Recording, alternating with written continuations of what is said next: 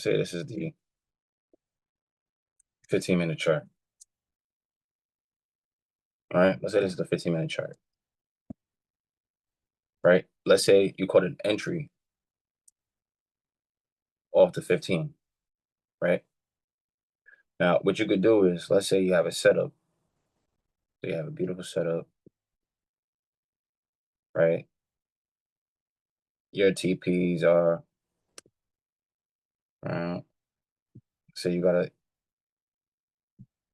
TP up there, TP down there, right? You know, we always want to make sure that it's at least a 1 to 8, 1 to 7, 1 to 9. I'll take a 1 to 8. I'll take 1 to 7.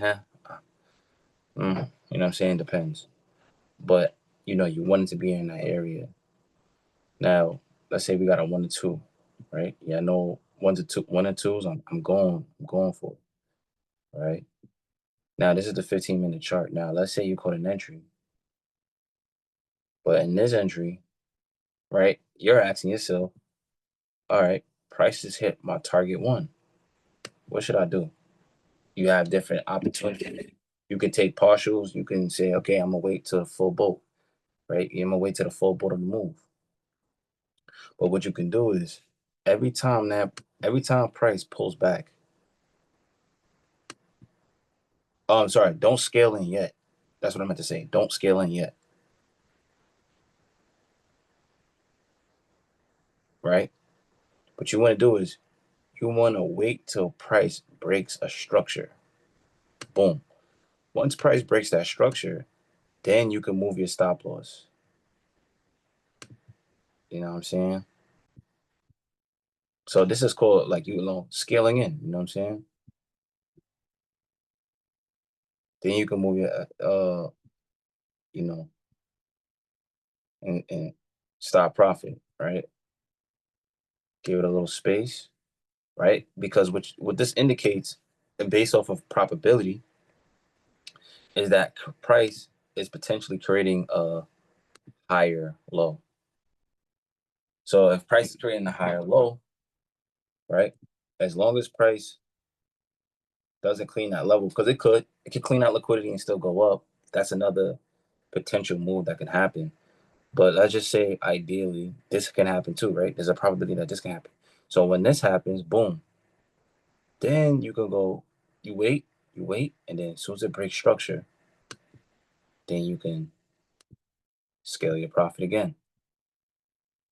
All right. Now your stop loss is here. So you're still securing all of that, 75 pips. All right.